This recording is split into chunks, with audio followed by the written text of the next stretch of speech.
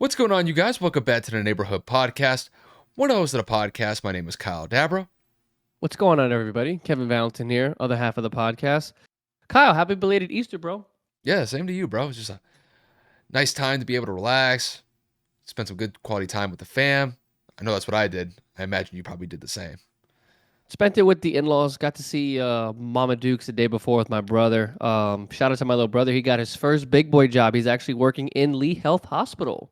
Yes, sir. You love to see it. Love to see Yes, it. Making sir. moves, dude. Making moves. Big moves, big moves. Got a job faster than me out of college, graduated college faster than me, and paid his own way. Super proud of him. God, you just dunked on yourself there, bro. Come on. Don't be Bro, like I had that. to go through the financial aid route. I went to bigger schools at the time. He went the community college route and got a 4-year degree out of it. You love to see it. Yes, sir. Hell yeah, Proud of bro. him. Yes, sir. But Kev, I know that Easter has come and gone, but bro, we got a lot of topics to go over today. We're gonna have a pretty jam-packed episode covering a lot of different sports. So if you'll allow me the floor, let's go over this agenda real quick. Please proceed. All right, so what we'll do is we'll do a quick recap of UFC 287 that took place in Miami. It was an action-packed weekend with everything related in the UFC. Really, the two fights that we'll go over will be the Israel Adesanya Alex Pereira fight. That was the middleweight championship bout between both guys. Izzy gets a second round knockout against Pereira to reclaim that middleweight belt.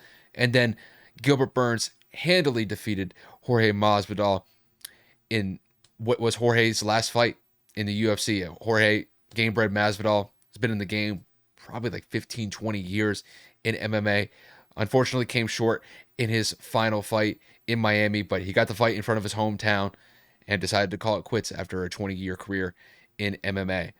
After that, we will kick it to the NFL. We got one topic to get to in the NFL. This is going to be in regards to Odell Beckham signing a one-year deal upwards of $18 million with the Baltimore Ravens.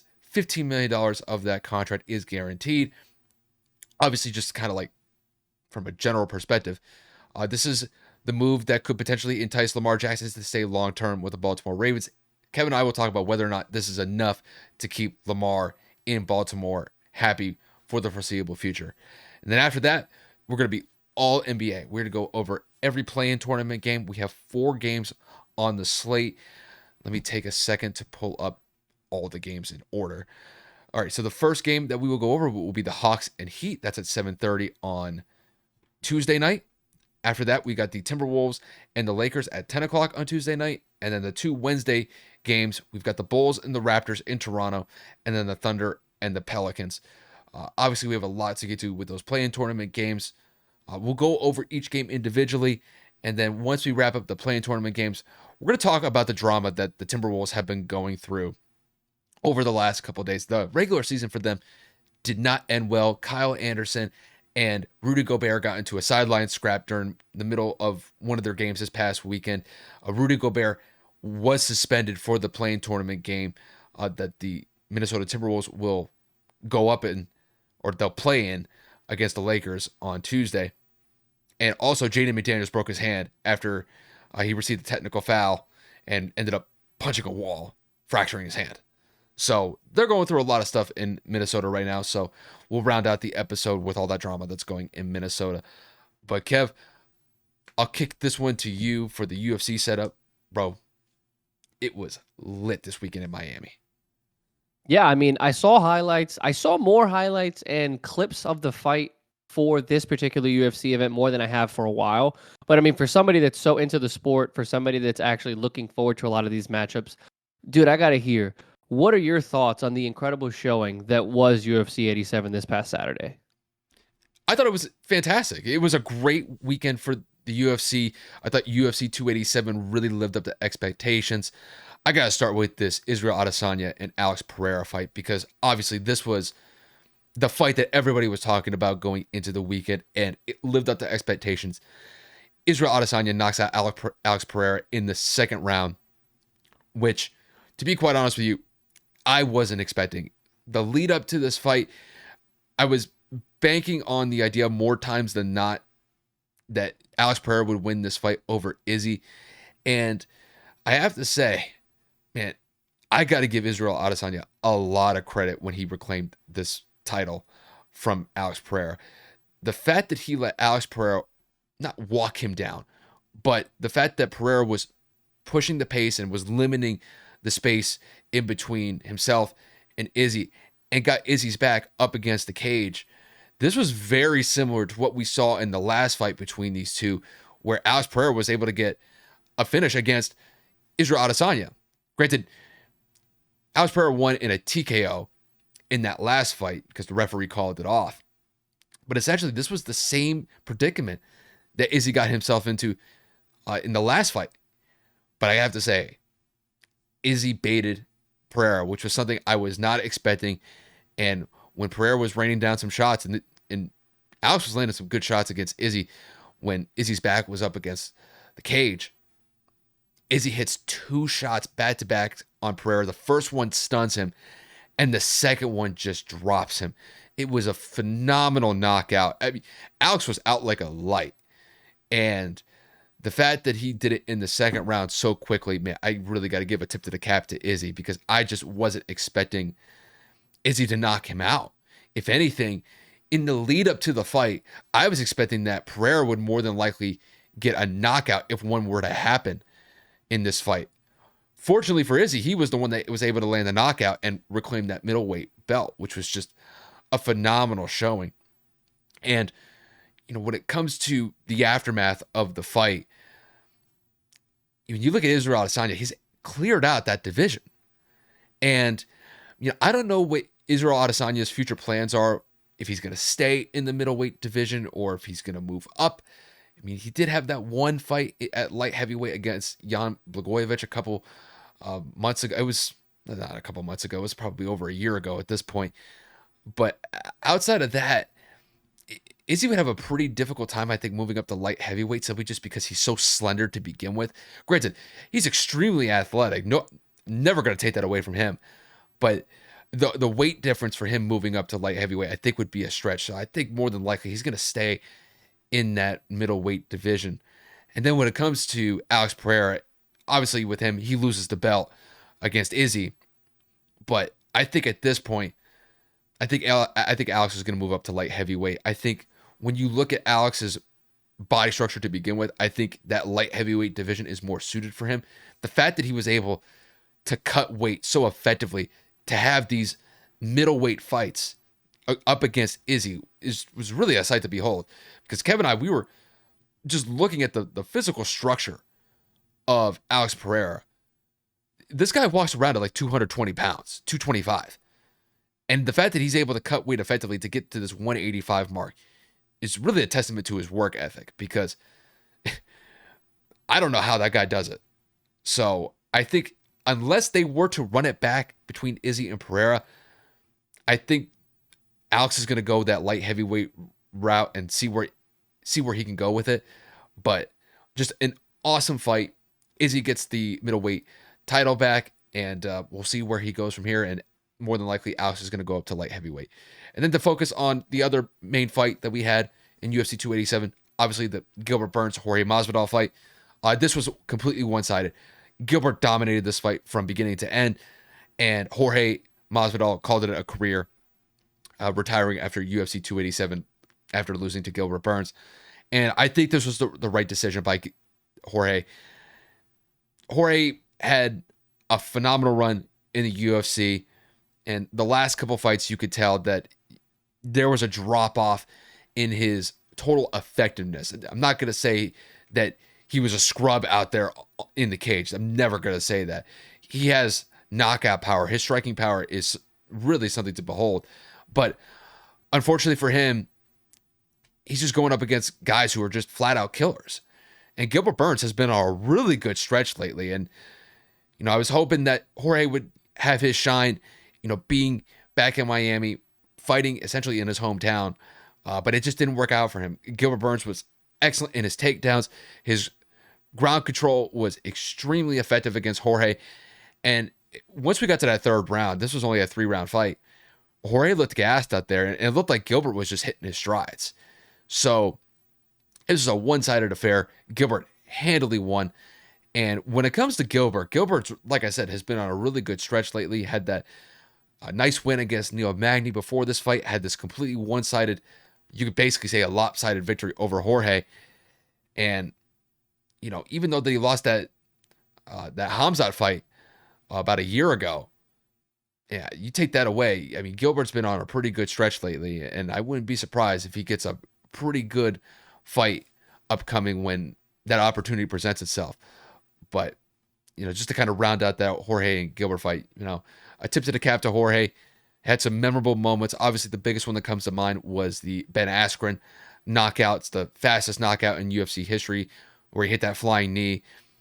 Ben was out like a light. Obviously, that was Jorge's probably biggest moment in his UFC career. But there's a laundry list of how many moments that Jorge had. Obviously, that was just one of them. But it was a very nice career that Jorge had in the UFC. He's got nothing left to prove. Definitely has more than enough money to take care of himself and his family from here on out. And like I said, I tipped it a cap to the guy. But no, UFC 287 lived up to expectations. And if you got a chance to watch it, it's definitely exciting as far as I see it. I mean, like I said, I definitely saw more of this particular event than others. It's actually kind of funny. I was already up for the Izzy fight. And you know how social media is. You can find a stream anywhere. I was on TikTok, and I actually got the start of the first round. And it looked entertaining, but I was already gassed. I was exhausted and whatever, and I passed out. And of course, the first thing I do when I wake up is I'm trying to see the events from the night before. Mm-hmm. First thing I see before I even check your DM from Twitter is the Izzy knockout. And I was like, damn, like to think that I missed that knockout by like maybe 15 minutes, because obviously the first round just started, then you have that little intermission, and like I probably missed it by less than 15 minutes realistically. And I was mad at myself because I was like, damn, I could have talked about this fight. And I don't know, man. Like when you see events like that, it sounds cliche with UFC. You just hope for the knockout. You want to see something entertaining. Like, of course, you don't want it to go all the way to the 5th round just to be a decision by the judges. Everybody's got a different opinion. Everyone's got different opinions, because if you're biased or you like the other fight, you're gonna be like, oh well, like I think that he clearly won. It's give and take like anything else. But from what I did see, and of course the recap of the fight, specifically the Izzy fight, that shit was crazy. And it's moments like that where I'm like, I really wish like Kyle lived here, because I don't really know anybody else in the Fort Myers area that like watches the fights religiously. I don't know. It would just be a lot easier for me to kind of keep up with it. I would be able to get into it, ask questions, kind of learn about the classes and shit like that. But alas, Kyle and I will live in a big mansion one day, or at least in a cul-de-sac around one another, and we'll figure it out. Well, the crazy thing is when that knockout happened, the thing is, I'm typically more reserved, like when it comes to like the podcast. Oh, I'm aware. You guys don't typically see me get super animated, but the first thing that came out of my mouth when Izzy got that knockout was, "Oh shit!" I said like "oh shit" like 3 or 4 times in a row. Like, dude, I was hyped. And granted, I picked Alex to win the fight, and I didn't mention that Izzy, would definitely have a chance to win that fight, especially because when you look at the last fight, Izzy was up 3 rounds to 1. It's just Alex got the TKO in the 5th. But the fact that he was able to knock out Alex, I mean, that was just wild. And then, bro, the celebration after, where he did the arrow thing, where he was like pulling the arrows back and forth, like that, dude, that was crazy. Amazing. I like that. That was awesome. Bro, I saw the Instagram picture where the UFC like posted it to their main page right after. Bro, whoever took that photo, it was ice cold. A1. It was a good photo. I just, and the thing is, like Kev said, a lot of these fights, obviously, they get a lot of attention when there's this massive knockout, especially when it's a title fight. And, Izzy knocking out Alex Pereira. I mean, Alex Pereira is a big dude. The fact that he was able to get that knockout, it was really a thing of beauty by Izzy. The fact that he baited him on that knockout, like right before the knockout, man, you're different. You're different, because that's how Izzy lost the last fight. He got his back up against the cage, and Alex was able to get good shots. The referee had to call it off. But, I mean, outside of that, when it comes to like the UFC, like sometimes like some of these 5-round fights, sometimes they could be title fights, sometimes they may not be. It just depends on the main event. Some of these 5-round fights are just absolute wars. I mean, there's a couple that come off the top of my head. You know, I could look like the Israel Adesanya, Kelvin Gastelum fight. I think that was for the interim middleweight belt a couple years back. That was a flat out war. And those two were just going back and forth the entire fight. You could look at the Kamaru Usman, Colby Covington fight. It was the first one between the two, where Kamaru defended his welterweight belt. That was a 5-round war, and Kamaru ended up getting a TKO against Colby in the 5th round. Where and going into the 5th, that was a 2-2 fight. You could look at another fight like Volkanovski versus Ortega. That was a fight where Ortega got damn near 2 submissions against Volkanovski, who at that time was the champ in that division. I mean, you know, some of these 5-round fights, you know, if it's a completely one-sided affair, it can kind of be a snooze fest. I remember the Kamaru Usman Tyron Woodley fight when Kamaru first got the welterweight belt. Like, that was a snooze fest because Kamaru just dominated him. But, you know, some of these 5-round fights, they could be absolute wars. And I mean, really, it really is a testament to both of like the fighters. If they're able to get to that 25-minute limit where they've basically just gone full out on their gas tank, where they have nothing left in the tank, you know, I give a lot of credit to those guys. I mean, obviously those guys are going to be battered and bruised once the fight's over with, but man, I look back to UFC 287. It was a great weekend. Also, Kev, there was another fight. Looking back in that main card, let me pull up the main card for you so we have it here, bro. We had Rob Font versus Adrian. I think the guy's last name is Adrian Yanez. I could be screwing up the way that he pronounces it, bro. First round, Rob was just throwing bombs towards Adrian. I mean, bro, these were like heat-seeking missiles when it came to his strikes. And bro, Rob got him out there quick. Got him out of there quick. I'm glad that this fight between Rob and Adrian finished in the first round, because Adrian was taking some damage in that fight. I think this fight only lasted, what, 3 minutes? That fight was not going to go longer than 5 with the way that those guys were throwing. So, you know, that honestly, like I said, UFC 287 lived up to expectations. And if you guys got a chance to watch it, it really was exciting, you know, especially with it being in Miami. I think that may have been a factor in why you saw so many clips, because you had literally just been there the week before. And it was definitely a good showing in Miami for sure. I wish I could have watched a little bit more. I'm telling you, the fact that I have to live with the fact that I just missed it, it's frustrating as all hell. But, you know, you live and you learn. It is what it is. Speaking of potential missed opportunities, I mean, I can't sit here and say that this is a surprise. I knew somebody was going to pay him, but this Odell Beckham contract signing, I mean, depending on who you are and where you stand with Odell Beckham as a fan, Odell cashed in, but this could blow up in Baltimore's face. So, Kyle, I'll let you kick this one my way. Yeah, obviously the Odell Beckham Jr. sweepstakes had been going on all off season. There were a lot of reports about where Odell could potentially end up, and with him signing with Baltimore, he is going to be a Raven going into next year. Like I said at the top, he signed a 1-year deal, upwards of $18 million. 15 of that is guaranteed. 15 million of that is guaranteed. And, you know, if you're just looking at this from an outside in perspective, you know, this is the move that could potentially entice Lamar Jackson to stay long-term with the Ravens. And, you know, that's where Kevin and I are going to go with this. So, Kev, I'm going to kick this one to you. With OBJ signing with the Ravens on a 1-year, $18 million deal, do you think that's enough to entice Lamar Jackson to stay in Baltimore long-term? Sorry about that. I had a phone call for a second. I'm not torn on this because I think it's crazy. I think that Baltimore prioritizing specifically going after Odell and giving him this money, it almost makes them look hypocritical. The reason you don't want to pay Lamar is because of his injured history, because of his checkered injury history. Then you go and you give 15 guaranteed million to a receiver that hasn't had over 1,000 yards in the last 3 years and has torn his ACL twice.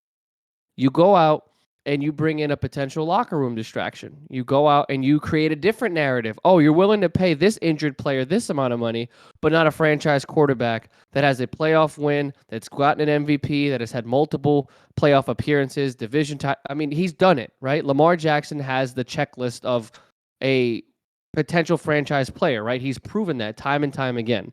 The injury history, it comes with the territory of being a mobile quarterback. He can throw for 4,000 yards, but he can also run for almost 2,000. He's going to give you 30, 40 total touchdowns in a season. He's going to be, he's gotten a lot better with the accuracy as well, but he's also limited in weapons. So I understand the need to go out and get a playmaker, to get a wide receiver, but to go and sign an injured history, a notable player that has brought not turmoil, but issues to already existing problematic locker rooms. I don't know if this makes Baltimore look good in Lamar's eyes, but there was that screenshot supposedly of Odell and Lamar FaceTiming. They hit the internet. It seems like they're in communication. I believe that Odell would not have signed in Baltimore to be thrown to by Tyler Huntley. There has to be some form of an indication that this had to be discussed in the background between the three, and by the three, I mean Baltimore, Odell, and Lamar.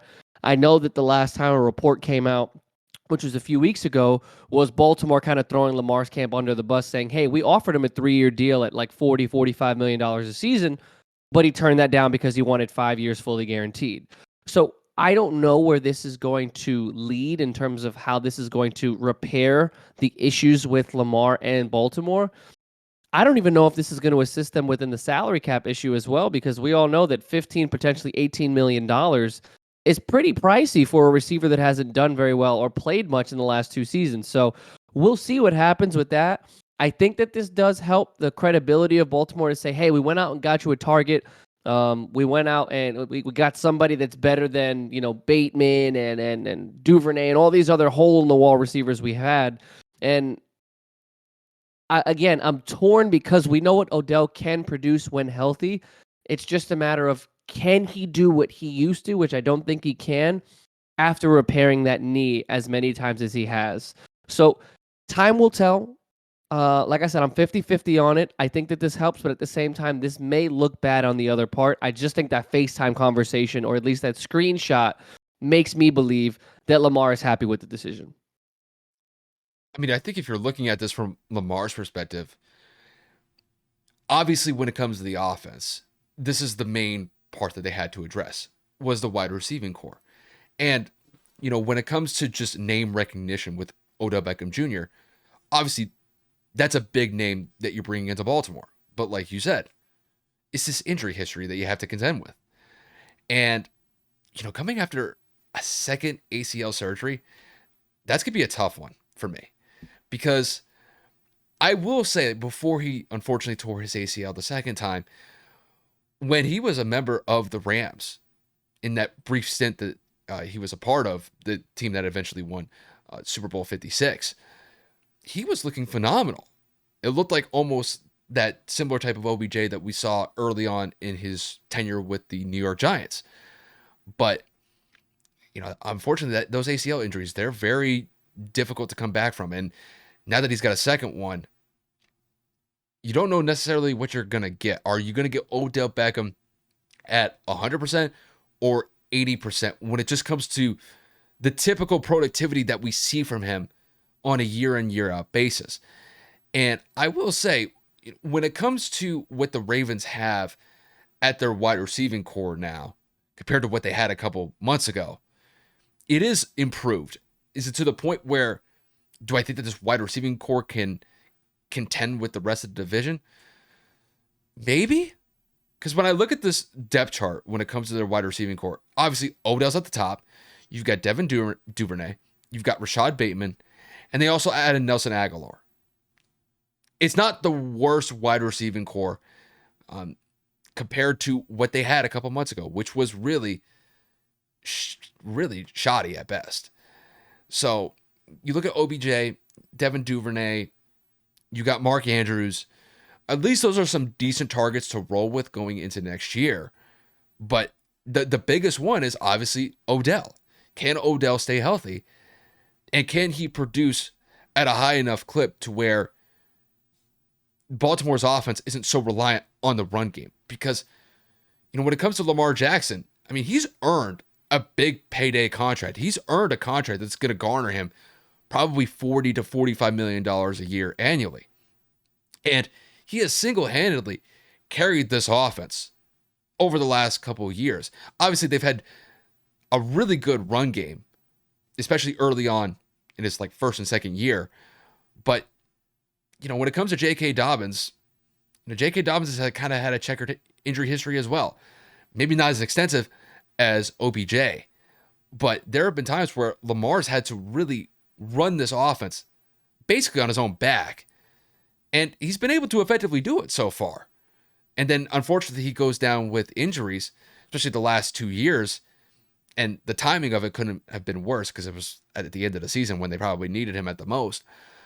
But, when you're putting that type of pressure on your quarterback to be able to produce at a high clip with not a lot of targets and weapons to work with, you're going to get the results that, unfortunately, Baltimore has gotten over the last couple of years. So, for me, if I had to say, is this enough to keep Lamar there?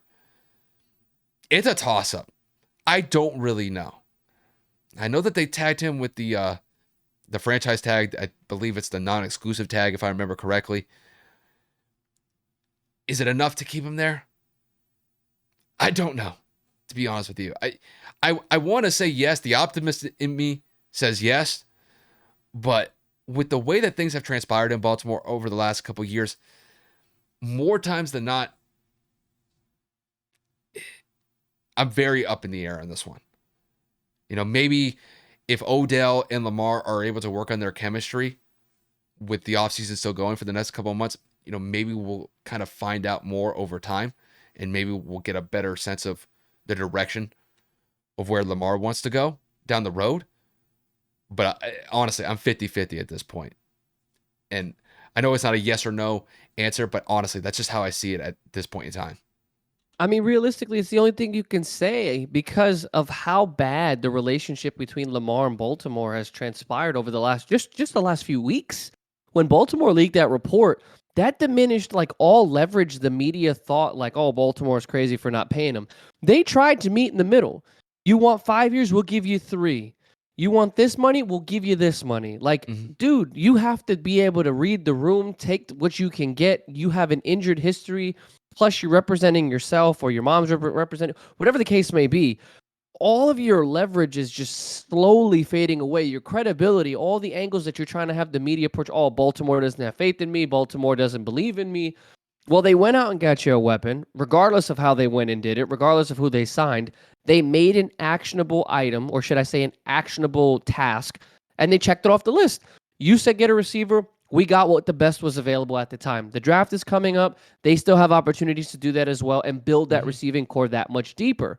The pressure's all on Lamar. The advantage is completely in Baltimore's favor at this point because I don't know about you. I haven't seen a lick of any rumors or information that Lamar is looking to meet with other teams.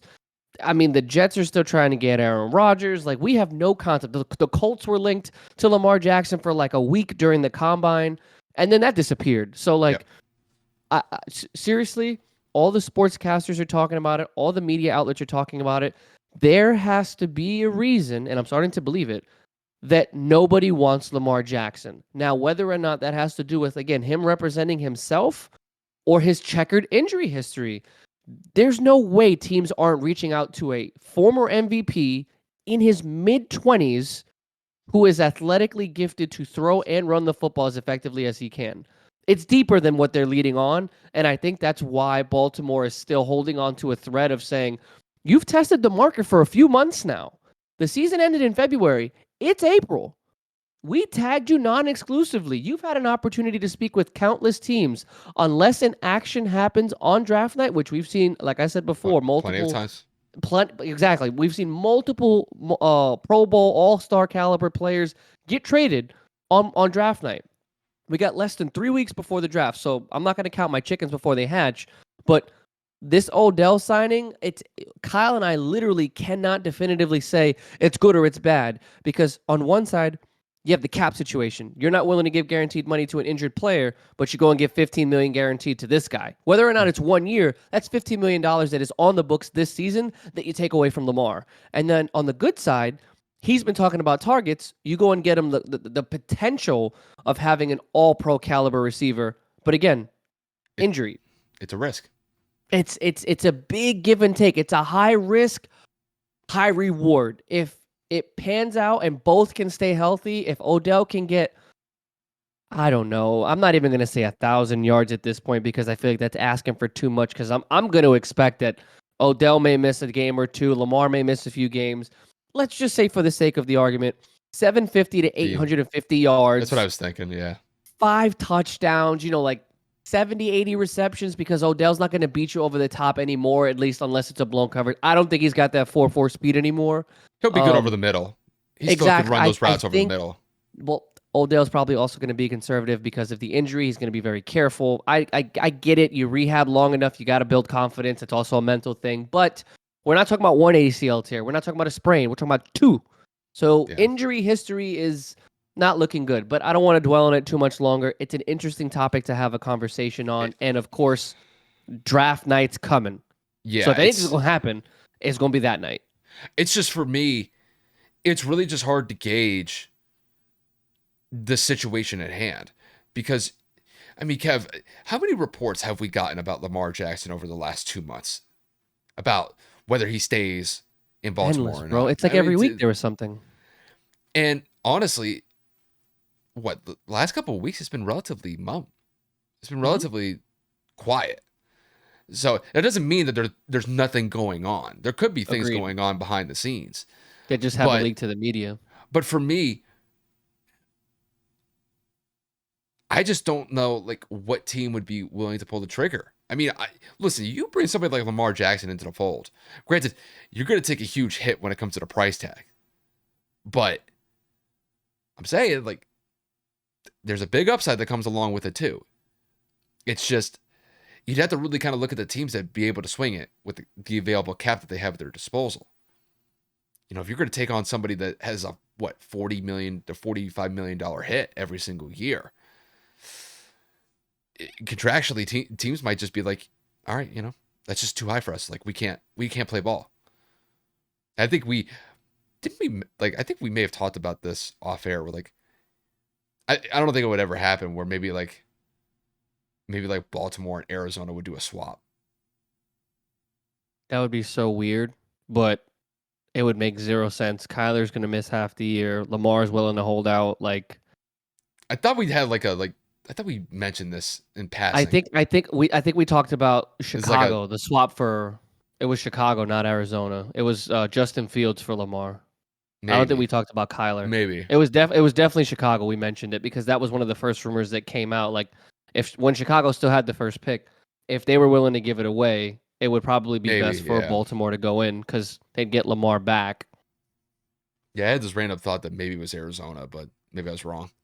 Yeah. But no, I mean, it'll be very interesting to see what happens. Like Kev said, something could go down on draft night with Lamar, and honestly, we'll just keep our eyes and ears focused on it whenever we get something new. But I will say, just from a name perspective, Baltimore made a big splash with OBJ.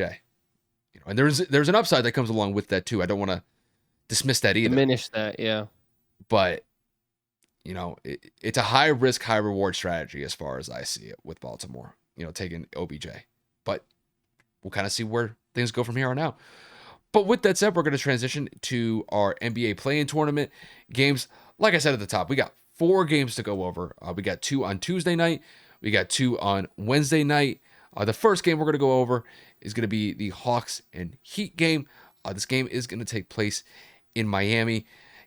Kevin and I have been looking over the injury reports with both of these teams. And to be honest with you guys, we don't really know what the best information is because we were looking at ESPN and they had a couple of Heat players listed as doubtful with Max Strus and Kyle Lowry, listed as doubtful. But then I was looking more into depth with their injury reports, and they said that Kyle Lowry was questionable, Max Strus was probable.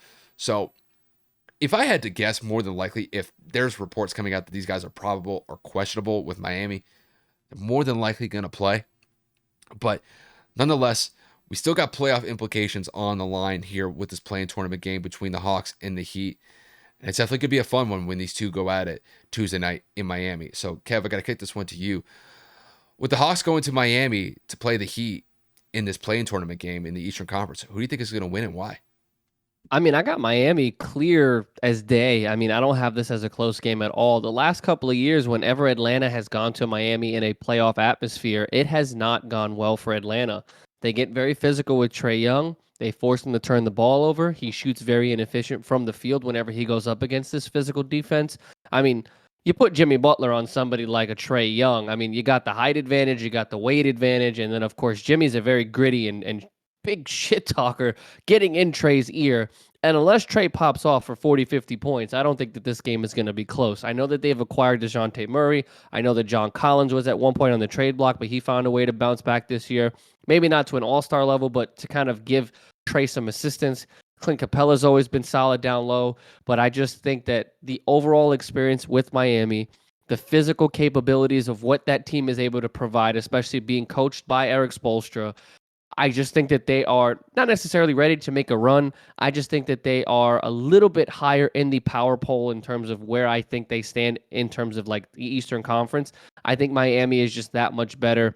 I like Jimmy Butler in the playoffs. I like Jimmy Butler in a must-win game. I mean, everybody, I don't know about everybody, actually. Let me not say that. Let me rephrase. A lot of people that I talk to agree with my mindset that Jimmy Butler is a very underrated player. And earlier, not this year, but earlier last year when we had my boy Mike Casada guest star on the show, we all agreed that Jimmy Butler is just a different breed of basketball player. Like that is a person that belonged in the 80s and the 90s era because of the mindset that he has. And when Jimmy is in the playoffs, he just jumps into another category. Like he is a superstar when it comes to the postseason because he just turns it on. And I forgot who was talking. I don't know if it was Steven Jackson on his podcast with Matt Barnes or Kevin Garnett on his podcast with Paul Pierce. I think it was actually Kevin Garnett now that I'm remembering. There's just a different gear to Jimmy in the playoffs. And when that gear is turned on, it's a whole different person. So for me, I think it's going to be not necessarily a blowout, but if you can get into Trae Young as physical as humanly possible, Jimmy Butler gets it going, Bam Adebayo can get it going. I think that Miami handles Atlanta, and I think that the narratives that Trae Young potentially could be moved this offseason are going to be looming. And if Miami embarrasses Atlanta, I think Trae Young may be on another team come next season, but that's a conversation for another day. Yeah, Kev, I agree with you on this one. I do think that Miami is going to get this win, and they would clinch the 7th seed in the Eastern Conference because Miami's the 7th seed. Atlanta's the 8th. Atlanta's the 8th, yeah. Then Atlanta would basically play for their playoff lives then at that point if Miami were to win. But no, I'm with you 100% on this one. I will say I don't expect this to be a massive blowout by the Heat. I think it's going to be competitive. But I think at the end of the day, Kevin really hit it on the head as far as I see it. I think when it comes to Jimmy Butler, he's the one that elevates his game, especially when it comes to the playoffs. I mean, obviously, we remember when the Heat were in the bubble, they were in the NBA Finals, and Jimmy Butler was single-handedly carrying this team to get one victory over the Lakers when they were facing a potential sweep. But when it just comes to Jimmy is that one player you just love to have at your disposal, especially in playoff time. And I think in this game against the Hawks, I think he's going to elevate to the point where I think he's going to be extremely efficient from the field. Obviously, he's got a great mid-range game. I wouldn't be surprised if he takes a couple three-point shots. I know that's not his specialty, and I imagine if he finds a quick lane to get to the hoop, he's going to take advantage of it as soon as possible. I wouldn't be surprised if Jimmy drops somewhere around 30, 35 points against the Hawks. But when it comes to the role players for both teams, I'm actually expecting the three-point shot to be a pretty big element in this game, simply because when it comes to Trae Young, obviously you have to respect his three-point shot. If Kev is right, where I think the Heat are going to focus on Trae, then you're going to have to kick it out. Then you're going to have to focus on guys like Bogdanovich. You're going to have to focus on guys like DeJounte Murray. And we're going to see whether or not these guys are going to rise to the occasion to be able to step up for Atlanta. But I think that playoff atmosphere in Miami is going to be too much to overcome. And I wouldn't be surprised if you see guys like Max Strus, a pop off. Now, Max Strus, for me, could potentially be their X factor in Miami because he has the potential to get really hot behind the 3-point line, especially if he's given good opportunities. That's somebody to potentially look out for. Obviously, you've got Tyler Hero on top of that. Tyler Hero's been very consistent throughout his NBA career so far. He's had some big moments in the playoffs throughout his early NBA career. I wouldn't be surprised if he drops potentially 15, 20 points, knocks in about 3 or 4 3-pointers. And then, I'm looking at this one-on-one matchup down low to kind of get away from the 3-point element. This one-on-one battle that's going to take place between Clint Capella and Bam Adebayo, I think it's going to be very interesting because, both of these guys, I think, are going to have a huge battle down low. It's going to be a huge battle for just position and trying to get rebounds. And, when it comes to Clint Capella, you always have to respect his shot blocking capabilities. I wouldn't be surprised if he gets a couple of blocks against the Heat. But I think that Bam does present an offensive challenge that Clint's going to have to contend with. And I would be surprised if Bam probably drops somewhere around 15, 20 points and maybe gets somewhere around 10 to 11 rebounds in this game. But overall, I'm just, when I think of this game and how I see it play out, if you were to play this game out 100 times, I would say the Heat probably win this one 70% of the time. And I'm going to roll with the Heat. I think the Heat clinch the 7th seed. They move on to the playoffs. And then that would present the Hawks pretty much a do or die situation on whoever would win the Bulls and Raptors game that takes place on Wednesday night. But I got the Heat in this one, and I think they win this one relatively comfortably, but I don't think it's going to be just an outright blowout. But the Heat will advance as far as I see it. Yeah, I'd probably say 10, 12 points. I say it every year, especially since Jimmy was in Chicago. Kyle knows that I've been a personal big Jimmy Butler fan for a while, just as a somebody that appreciates his game. I even said it in Miami when Jimmy popped off like 30-some points a couple weeks ago when I was down there.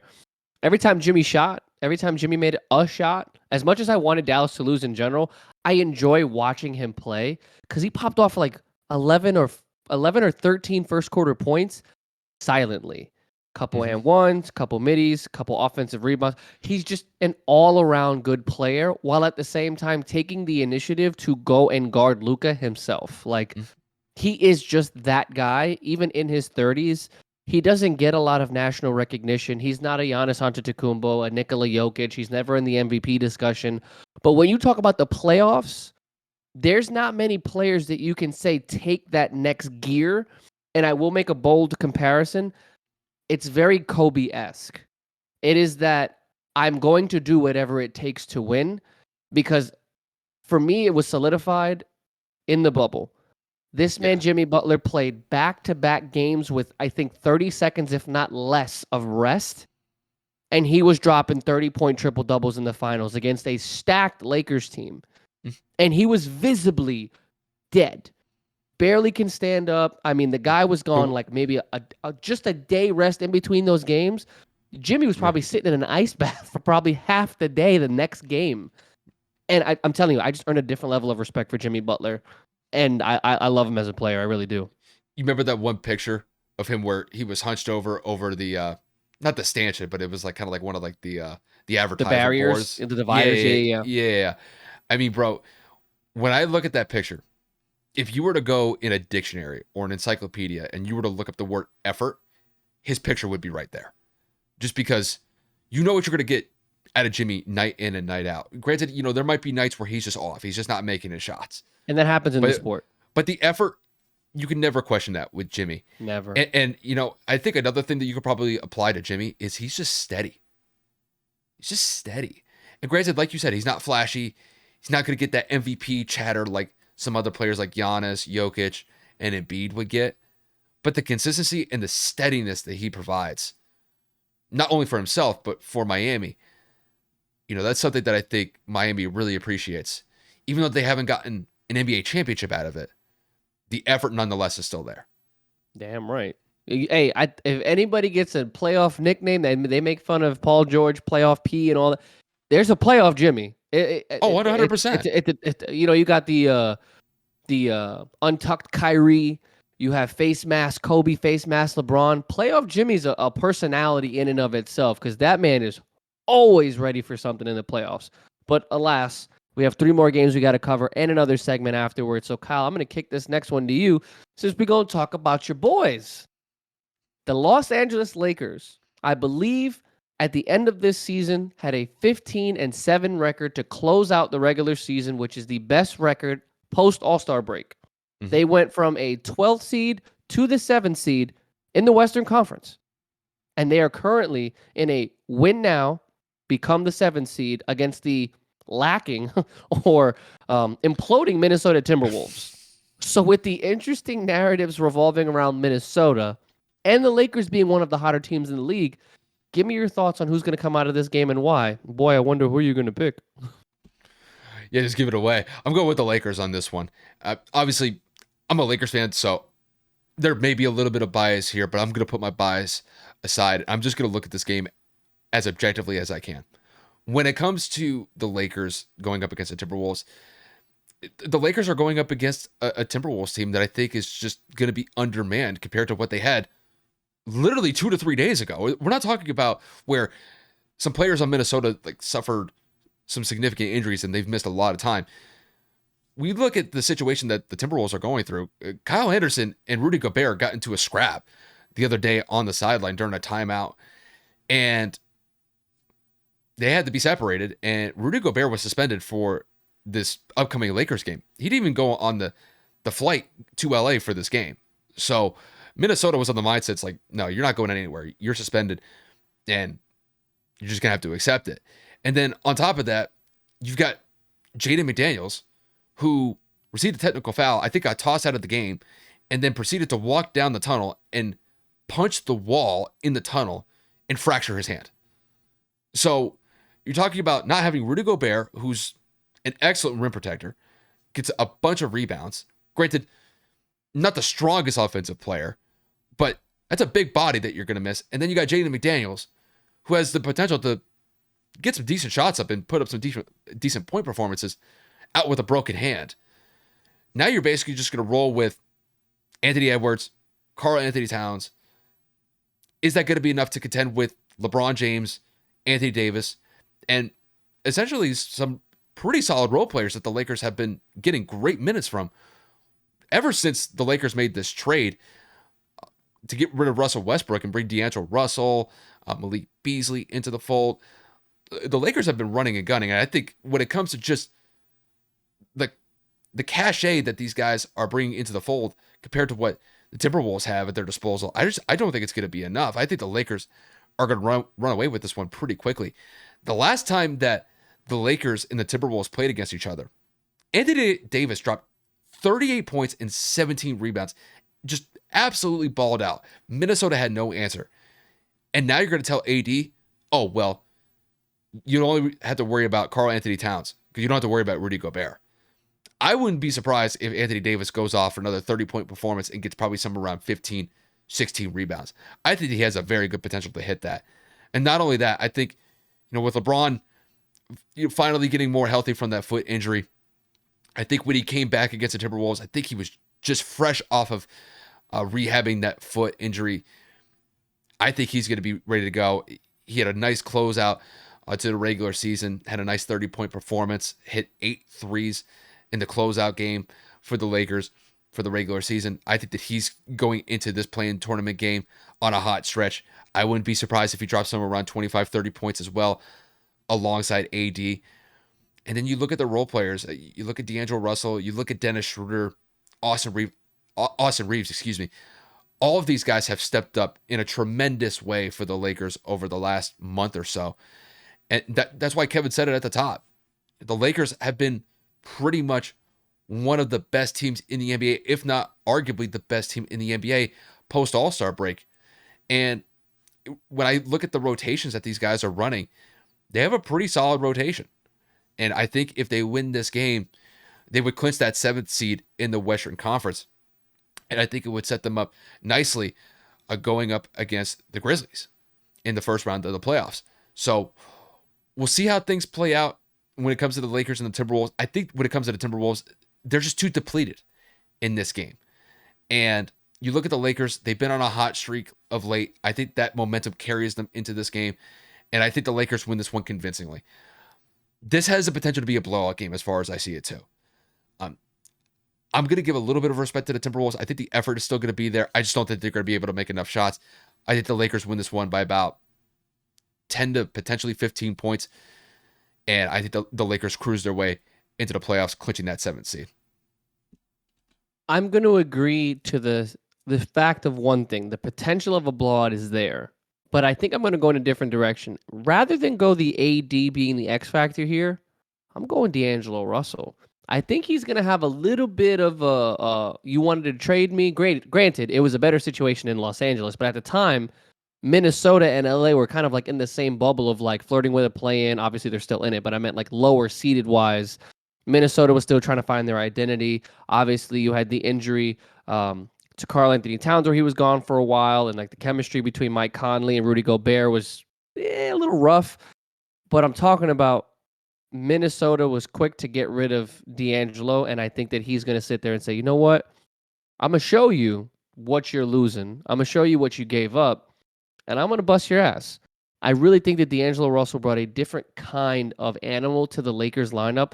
I'm not going to sit here and say that Russell Westbrook didn't provide a spark off the bench. I don't want to say that Russell Westbrook wasn't a top man for Sixth Man of the Year candidate, but D'Lo is just a different breed right now. I mean, like he's just better offensively sound. He obviously is a way better shooter than Russell Westbrook. He may not be the rebounder or the facilitator that Russ is, but for what the Lakers needed at the moment or in that moment, it was perfect. You needed another person that can score off the ball. You needed another person that could score when LeBron and AD are off the floor. You needed someone that can run the pick and roll while at the same time being able to knock down shots. And that's what D'Angelo Russell has done for the Lakers. Now, before we even get into Malik Beasley, Jared Vanderbilt, Mo Bamba, I think that genuinely, based upon what Minnesota has lost in a perimeter defender in Jaden McDaniels, in a rim protector in Rudy Gobert, the potential for this to be a disgusting blowout is there because you lost your two best defenders. Karl Anthony Towns, let's be frank, he's not exactly known for someone that's going to go and protect the rim, block shots, and alter things.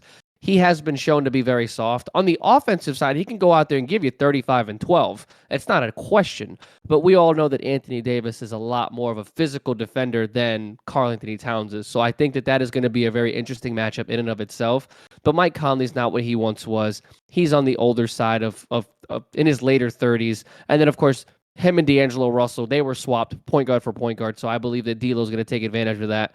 And then I'm missing the biggest piece. 38-year-old LeBron James. Who's going to guard him? I don't know, because it sure as shit wasn't going to be McDaniels. I think that McDaniels is a little bit smaller, a lot skinnier. That would have probably been D'Lo's assignment, but I don't know what Minnesota is going to do between this three-headed monster. And Kyle already talked about when you talk about the other additional role players, like a Schroeder, like a Vanderbilt that can hit some open shots, like a shooter like Malik Beasley can if he gets a couple going. He's a deadly person to watch on the outside.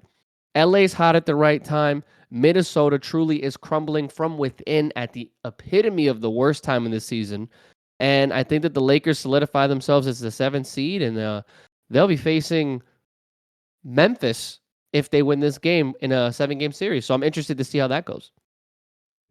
Yeah, it's just, to me, I think, when we look at this game from a macro perspective, just leading into it, it seems to me that the Lakers have the momentum at their backs right now. The wind is at their sails, and like you said, with them being as successful as they've been post the All-Star break, it really is in part due to this trade that they were able to facilitate to bring in a pretty solid rotation of players. D'Angelo Russell has stepped up. Obviously, with him, the biggest thing has been injury. He's been kind of in and out of the lineup with some injuries over the last couple of weeks, but when he's on the court, he definitely provides great minutes for the Lakers.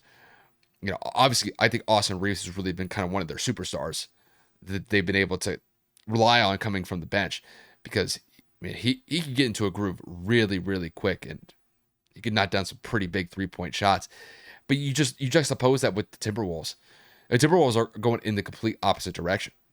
They're just going through pretty much all of this drama internally over the last 2 to 3 days. And I just don't think it's going to serve them well going into this play-in tournament game.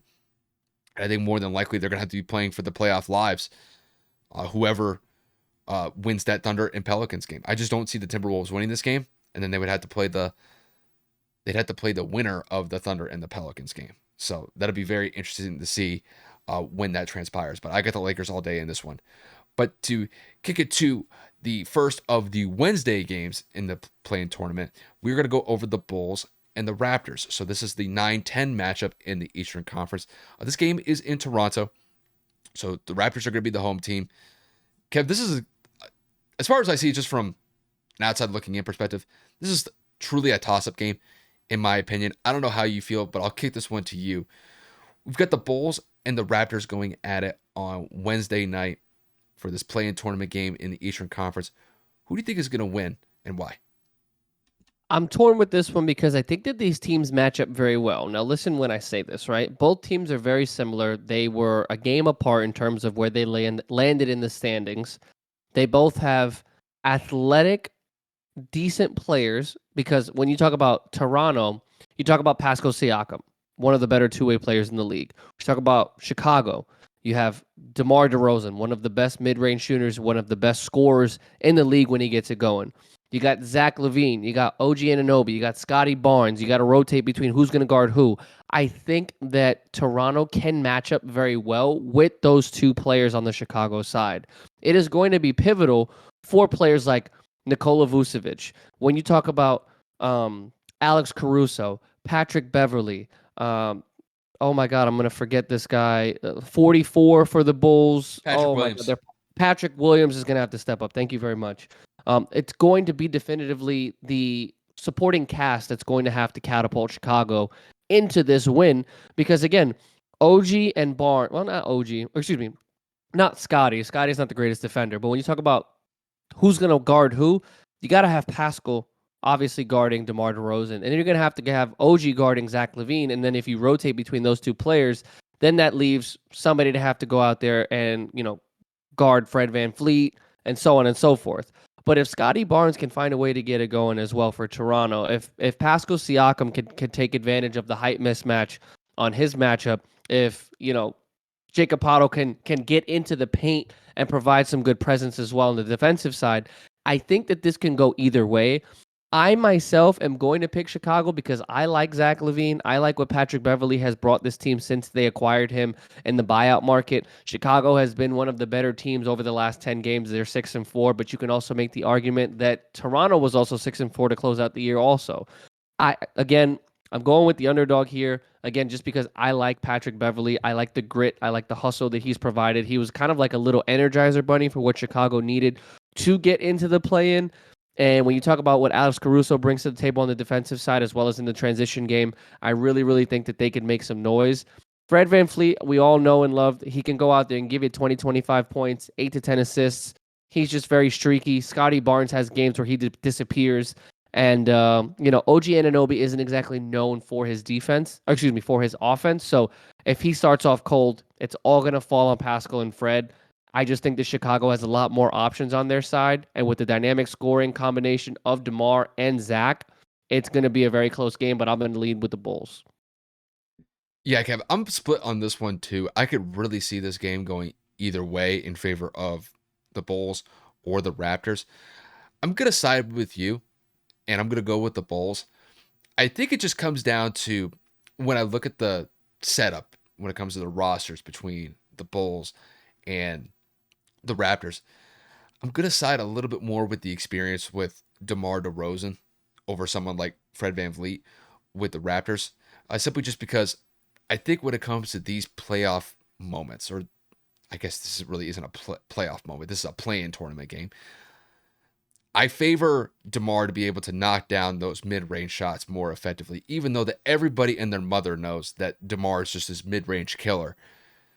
The pace that he plays at, I think when it comes to this play-in tournament game, I think it's going to suit his style. And if Toronto can't match their defensive intensity to what he's putting out, I think that the Raptors can have a real difficult time slowing him down. And Kev, it's like you said to me, like when it comes to just the players that we're going to see featured in this game, you look at Chicago, obviously, DeMar DeRozan's at the top of the list simply just because of what I outlined in him just hitting that mid-range jump shot like it's nothing.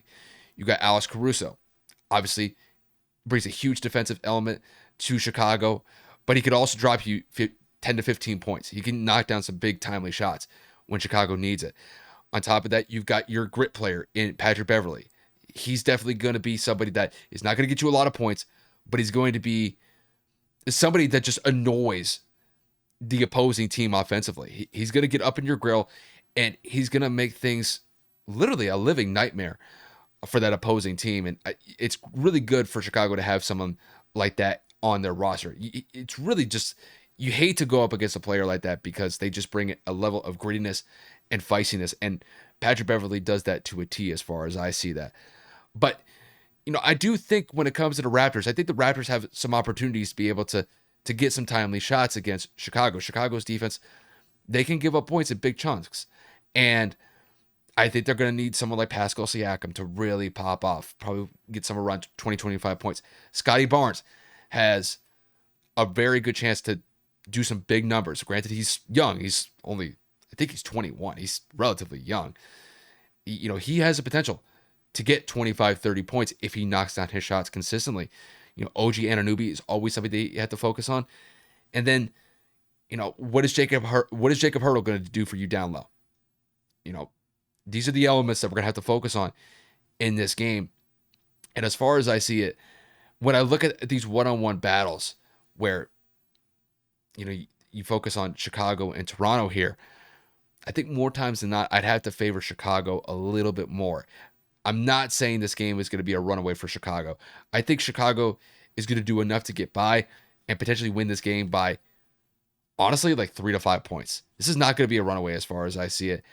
And I think it's really just that DeMar DeRozan element that I don't think that Toronto's going to be able to hold up against. I think Toronto's going to have a difficult time slowing him down. I wouldn't be surprised if, DeMar hits one of those game icing shots where, Chicago's up 2 and there's only 30 seconds left and they run the clock down to about 5 or 6 seconds. I wouldn't be surprised if DeMar would be that guy to knock down that timely shot that would get Chicago a win on the road, mind you, to potentially play for their playoff lives, depending on who would lose that Hawks and Heat game that takes place on Tuesday. So overall, for me, it's a very close game as far as I see it with these two going at it. But I'm going to favor the Bulls slightly in this one in about a 3 to 5 point win. It's going to be interesting. Again, both teams have their own pros and cons. I just think Chicago's a little bit deeper. And of course, with Pascal Siakam being the only consistent offensive option on that team, as well as probably one of their best defenders, I think that puts Toronto in a very, very tight squeeze, especially if someone were to get into foul trouble. It's very limited to what they have on that bench. So we'll see what happens. Again, I like Patrick Beverley. I like what he brings to the table. And I think that he's given them that little bit of a spark, which is exactly what they needed to kind of at least get into this situation to go into their playoff hopes or continue their playoff hopes into the next round. But that's going to lead us into our final topic of the play-in tournament. And that game is going to be the Oklahoma City Thunder going up against the New Orleans Pelicans without Zion Williamson. Oklahoma City, they've proven a lot of people wrong. Chet Holmgren went down for the year before the season even started. They have the youngest roster in the NBA at under 23 years of average age. I believe they're at 22.8 years old.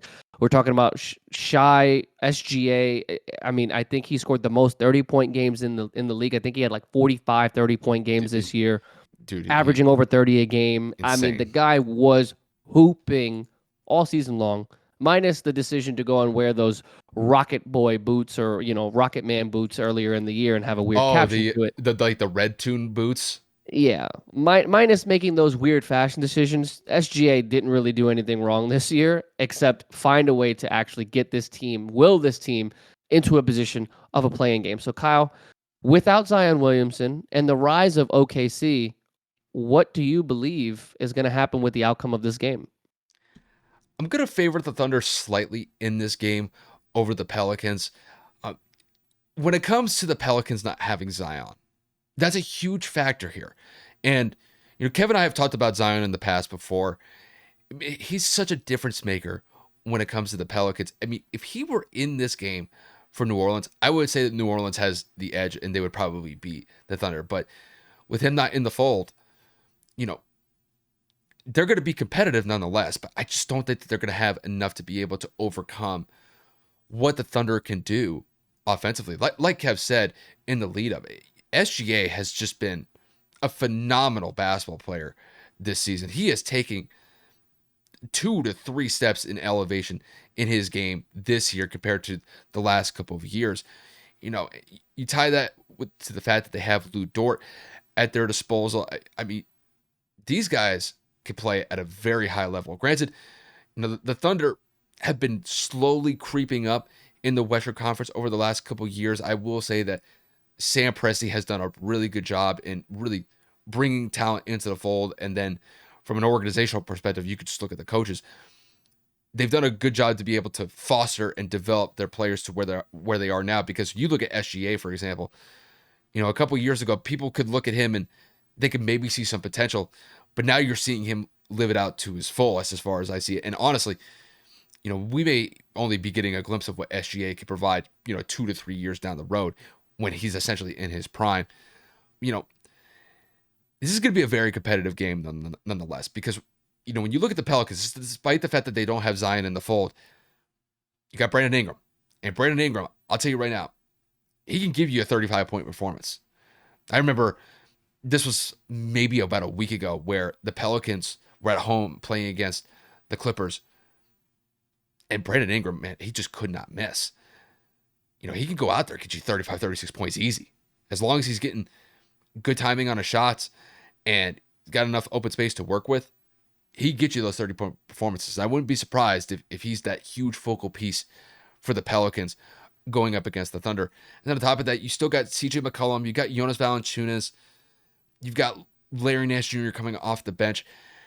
I mean, these guys could be able to put up numbers in big ways, but I like the youth here with the Thunder. I think the Thunder have a little bit of momentum on their side. I think this is where I think SGA could really pop off and get a huge 40-point performance. I think that Lou Dort could step up in a big way as well. You know, I think Josh Giddey is somebody that we have to focus on. Granted, these are young guns when it comes to the Thunder. And, you know, from a talent perspective, these guys are still very raw. They're still very young. And I think that they'll prove a lot of what they can do longer in their career, or down the road in the future, I should say. But I think this is an opportunity that they'll take full advantage of, and I think they'll squeak past the Pelicans in this one. I think for me, the way that I see this one, I think this is going to be probably like a 2 or 3 possession win for the Thunder. I think at most this is going to be maybe a 9-point win for the Thunder, but this could go right down to the wire as far as I see it, just because I think, you know, both teams are playing for their playoff lives here. You know, whoever loses this game, they're out. Like, this is it. You don't get tomorrow if you lose this one. So, you know, I think this is going to be a very good game from beginning to end, but I'm going to favor the Thunder in this one. I think they're going to do just enough to squeak by the Pelicans and then potentially play the Lakers or the Timberwolves, depending on whoever wins or whoever loses that 7-8 matchup. So I'm going to roll with the Thunder here on this one.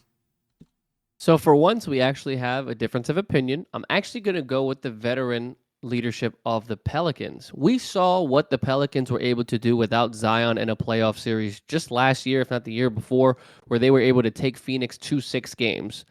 We saw what CJ McCollum has been able to do in terms of bringing that veteran leadership, having that second scoring option, and just having a dynamic overall guard play. Maybe not from the defensive standpoint because he's only 6'2", 6'3", but his shot-making ability, his ball handling skills, his ability to create space at the 2 guard is just something that is slept on. And then we all know that he is a pretty above average shooting guard in terms of being also able to facilitate the basketball. So I think that CJ McCollum presents an issue to guard. And then I didn't even talk about Brandon Ingram. We all know Brandon Ingram can go for 40 points on any given night, depending on, like Kyle said, what is presented to him from a defensive front. Now, I would assume that's going to be Lou Dort's assignment, but if you get Lou in foul trouble, that's going to put Brandon Ingram, who is a very efficient free throw shooter, at the line, which is going to get him into a rhythm offensively, which if his jump shot is falling, he's also an above average 3-point shooter, and he shoots efficiently from the field. I'm not going to go out there and say above 50%, but he can knock some stuff down for you if he's left with enough space. Not to mention the height advantage of him being 6'10", 6'11", whatever the height is. We all know that he's a very lengthy and very athletic 3 in terms of at the forward position. But he can bring the ball up. He also can distribute very well. He can rebound the basketball. I believe that his defense has improved since he's gotten in the league. And like Kyle said, when you talk about having the ability to rebound with Valanciunas and the rest of the depth of this franchise, I think that the Pelicans have enough in the tank, especially from being used to playing without Zion and the inexperience of what OKC brings to the table. I think that New Orleans is going to find a way to put SGA in specific situations where he's not going to be effective.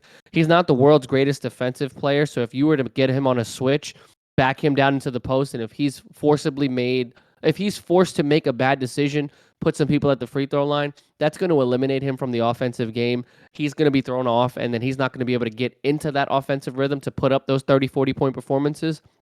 I think New Orleans, I think Willie Green and this team are going to be able to take advantage of the inexperience of OKC.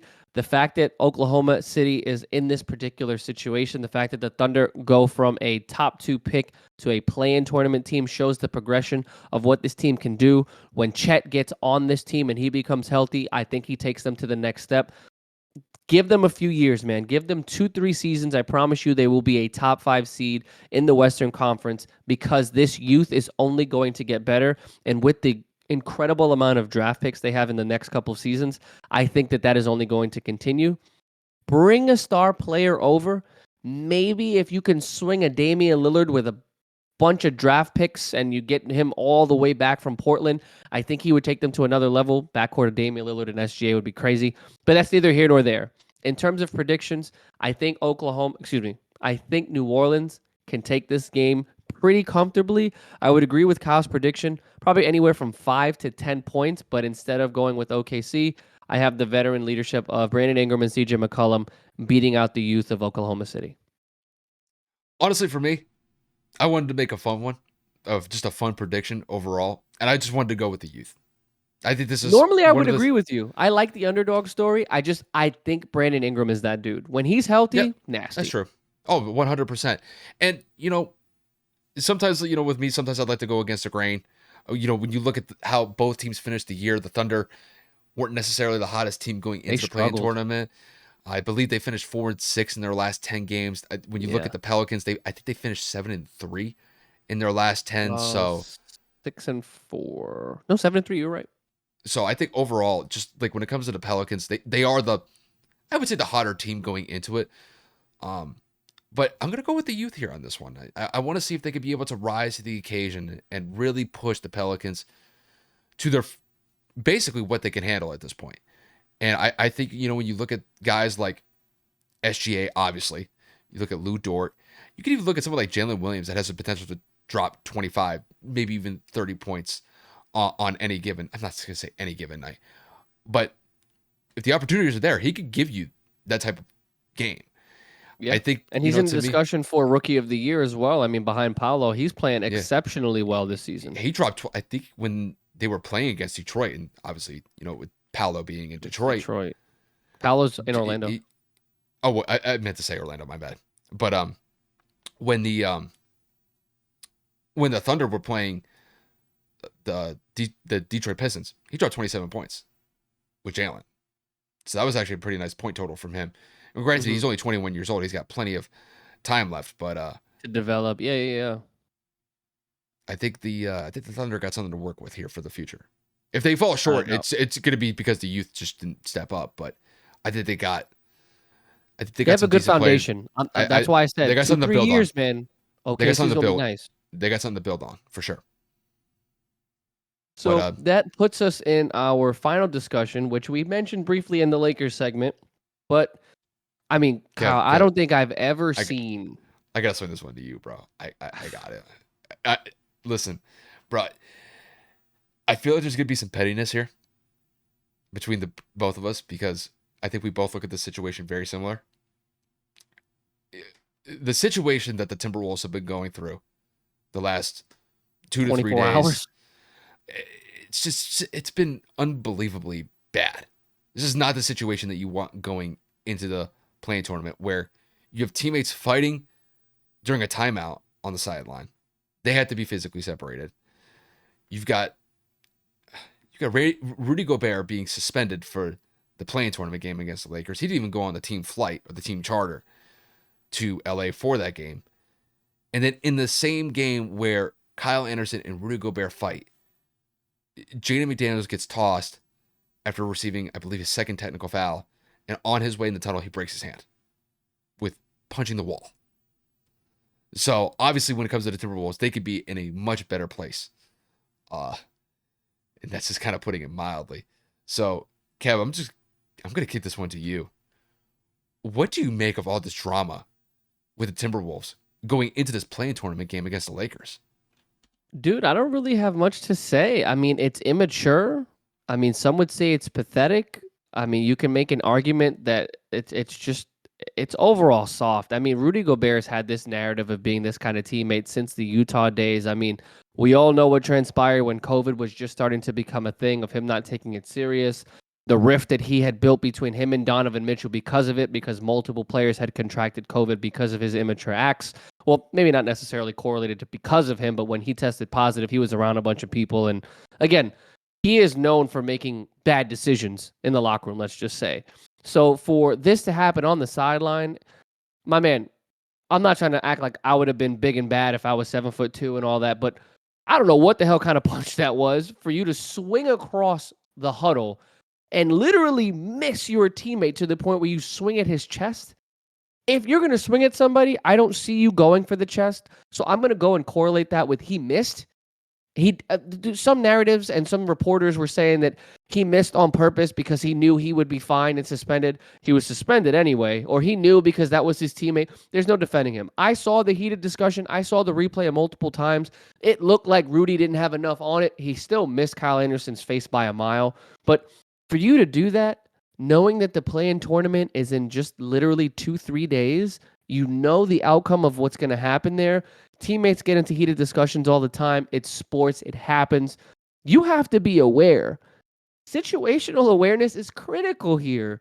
You're going to fight for your life against one of the hottest teams in the NBA in the Lakers, who the last time you went up against mopped the floor with you. AD damn near dropped 40 and 20, and you need all hands on deck. Now, when it comes to Jaden McDaniels, I mean, we've seen something similar to that when Amari Stoudemire punched the fire extinguisher after the Knicks lost to the Heat in a playoff game a couple seasons ago, or not a couple. It's actually been a while since then, actually, now that I think about it. Again, emotions run high. It's the postseason. Like, you're looking to stay competitive in a game. Who knows what happens if Minnesota wins the last couple of games? I don't know. But the fact that McDaniels goes and puts himself in that situation, lets his emotions get the best of him as well, and then you go and you fracture, break, whatever the case may be, to the point where you're not eligible to play. The Timberwolves players and personnel put themselves in this situation. And Kyle and I talked about this off air. This team just looks like a bunch of immature children. I don't really know what else to say, what else to call it. Minnesota gave up an arm and a leg to go and acquire Rudy Gobert this past offseason, and it looks like it's flopped. In moments like this where you need your Supermax contract player to be available, your former Defensive Player of the Year, multiple-time All-Star, to play in the biggest game of your season, and he doesn't play because of a dumbass wannabe fight with Kyle Anderson, it's dumb. I'm not going to sit here and defend Kyle Anderson for his comments either, but, I mean, when he said, I'll beat your ass or I'll beat the shit, whatever the case may be, whatever the quote is, I'm siding with Kyle Anderson, man, because it looked like Rudy Gobert is not about that life in general. I've never been a fan of Rudy Gobert. The fact that rumors are linking him to be a Dallas Maverick next season are beyond me because I don't want him. But for you to put your team in this bad of a situation with the playoffs looming right behind you, it's just a bad look. Minnesota has truly imploded at the worst possible time, and it's on themselves, and it's only their own fault. Kevin, honestly, I don't even know really what else to add. You literally hit it perfectly on the head. Honestly, I'm just gonna keep this relatively short. I'm not really gonna add too much, but I'll just say this: when it comes to the Timberwolves, you guys gotta be better than this. The whole world looked at the situation with the Timberwolves, and honestly, I think they just got a chuckle out of it. Honestly, I just found this amusing because you're talking about going into a play-in tournament game, and you guys are more focused on getting into an argument and trying to win an argument against your own teammates. And then with Jaden McDaniels, you get so mad you punch a wall and you break your hand in the process. that's not a situation that you want to be in. And when it comes to the Timberwolves, I think that was like their symbolic way of saying we're just not going to really do much with this. Because I mean, when you look at the situation with the Timberwolves from their roster perspective going into the Lakers game, they're extremely undermanned. You know, they're not going to have Rudy Gobert, they're not going to have Jaden McDaniels, and those are two key pieces that you could have at your disposal. But unfortunately, emotions got the best of everybody apparently with, you know, Kyle Anderson, Rudy Gobert, and then Jaden McDaniels on top of that. You know, you got to be focused. And right now, just the Timberwolves just don't look focused. This is really the last place you want to be in. You know, you got to be laser focused going into this play-in tournament. And it just seems like some of these guys are just focused on other things and trying to win these stupid, petty arguments and letting emotions just dictate their play. So overall, for me, when it comes to the Timberwolves, this is the last time. This is really the last place where you want drama in a time like this. You know, with the playoffs right here. But unfortunately, they just did not. They did not avoid that. And I think when it comes to the Timberwolves, I think they're going to potentially get busted up by the Lakers, and then they'd have to potentially play either the Pelicans or the Thunder in essentially a do or die game. And with the way things are looking with the Timberwolves right now, I think symbolically they could damn near be ready to check out of this season based on how the regular season ended, because it was not pretty. And this does not help their front office in the long run to retain Anthony Edwards. We all know that the former number 1 overall pick is a quick and rising superstar in the making. We know that he has the potential to lead a franchise into a playoff berth. I mean, a top 8 seed. Karl-Anthony Towns was there as well. There's a whole lot of potential with this team. But when you look at your teammates doing things like this, knowing that the playoffs are right there, they haven't exactly performed to their expectations, even when they did have D'Angelo Russell since Anthony Edwards has been there. Again, I'm just saying the narrative doesn't look good for your teammates to make decisions like this when the most important time of the year is right around the corner. These are things that go into a superstar's mind to say, I can make more money here, but I got to deal with this clown for the next 5-6 seasons. And he may not be the greatest teammate in the world. So I'm just saying long term, this may not be very well for Minnesota either, because I know for a fact Cat's been injury prone, Mike Conley's old, and Anthony Edwards is only going to get better as time progresses. There's a lot of exploring narratives here that could end up imploding even further when Minnesota looks at this in the next couple of seasons. Yeah, it's, you know, and honestly, if things were, you know, fine tuned and everything was running fine in Minnesota, I mean, honestly, they could be a really good team in the Western Conference. But unfortunately, that does not appear to be the case right now. And their playoff chances could be literally slim to none if they don't focus quick, fast, and in a hurry. Facts. Because going up against the Lakers, they're going to need to be on point to be able to get past a really, what I would consider a surging Lakers team at this point. That, Kev, I think that pretty much wraps it up. We it's like we said at the top, we had a pretty action-packed agenda, and I think we knocked it out, bro. Unless you could think of anything else on the top of your head. No, not really. Call it from here. Yeah, I mean, I will say one thing and one thing only. I told Kyle I'm not talking about it after this moving forward until the offseason officially begins. I told you so to everybody on Mavs social media, NBA media, all my friends. You're being too pessimistic. You're being too negative. You're not even giving the man a chance. And what I'm referring to is the Kyrie Irving trade. I actually got into a conversation with a Nets fan at the gym today, somebody that I know. And we actually talked about the pros and cons of the trade and whatever have you. Out of the 3 points that I made, which was Luka and Kyrie weren't going to mesh well, Kyrie in general was going to be a toxic addition to the locker room, and then defensively we're going to get worse. 2 out of 3 happened. Kyrie and Luka were not in sync in a lot of games, and they took turns kind of going for big games. Didn't make a difference. Neither of them are great defenders. And then, of course, overall, the team defensively got worse because we traded one of our better perimeter defenders for an offensive player. And at the end of the day, I was wrong about one point, and I said that Kyrie was going to be toxic. Everybody in the Mavs locker room, everybody in Mavs, in the organization as well as ownership, have said that Kyrie Irving has been nothing but a sensational teammate, a great leader in the locker room, somebody that you can talk to, very personable. So I will apologize for judging Kyrie's character as if I knew him personally.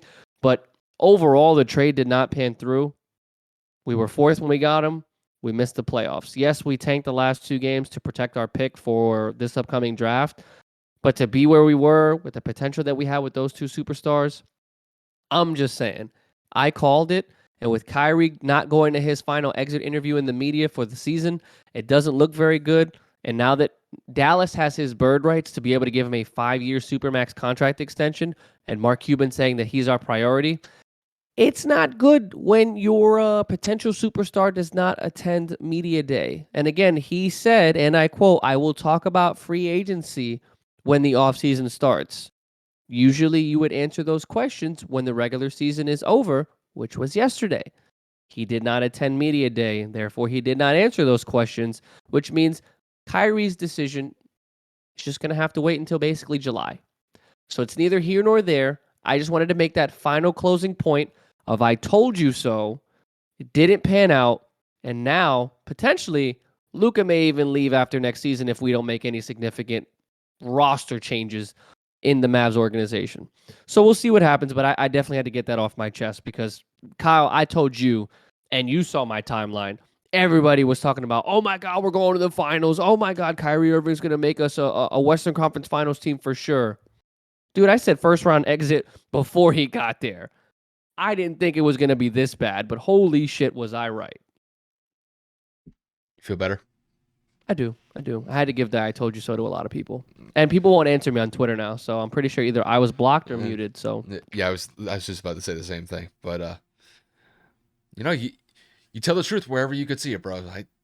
I give you credit on that. But I mean, for me, obviously, the Kyrie trade overall didn't pan out the way that you wanted it to, the way that Dallas wanted it to. But it was not from a lack of effort. Nope. Kyrie did everything he could. But I will say, and this is just my perspective. Granted, I'm not a Mavs fan. So if I'm wrong, you can call me out on it. I think what they did in that second to last game of the regular season was a disservice to their fans.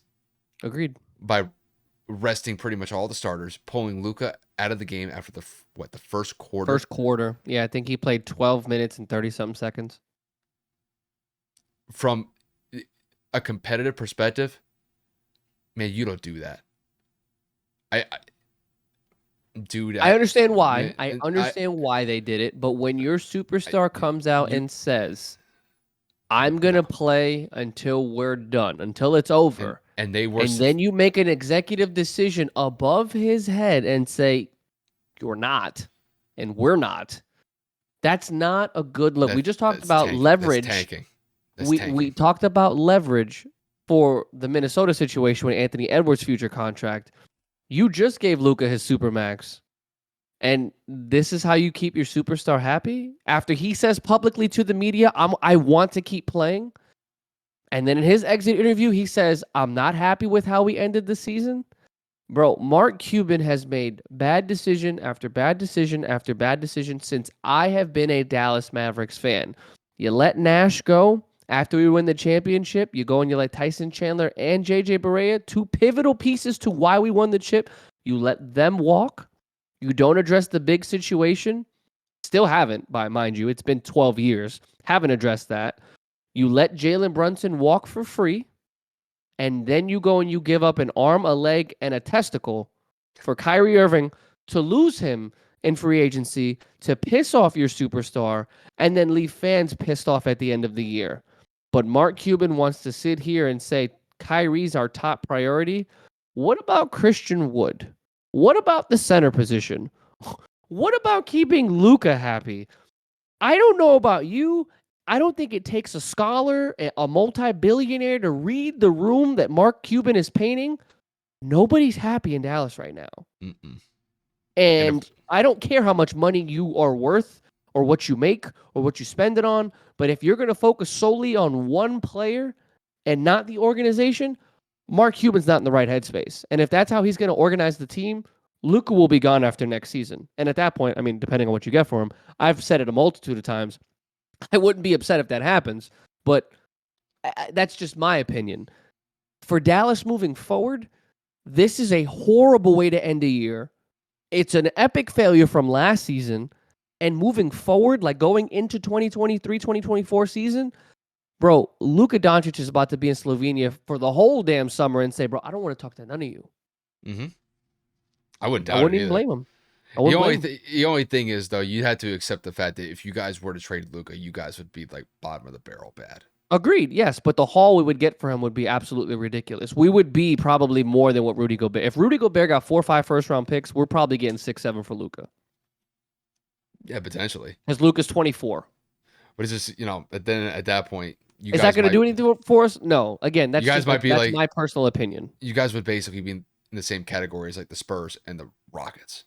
Unless we were to go after like a Pascal Siakam, a Bradley Beal, someone that could play both ways, like a superstar that plays defense, I truthfully and honestly don't think adding more offensive pieces is going to make this better. We're dead last in a lot of important stats or statistical categories. I don't want to see a Kyrie re-signing. I don't want to see linked to the Damian Lillard narrative. I don't want to see the Anthony Davis potentially being traded to the. I need somebody that's going to protect the rim, and I need somebody that's going to play defense.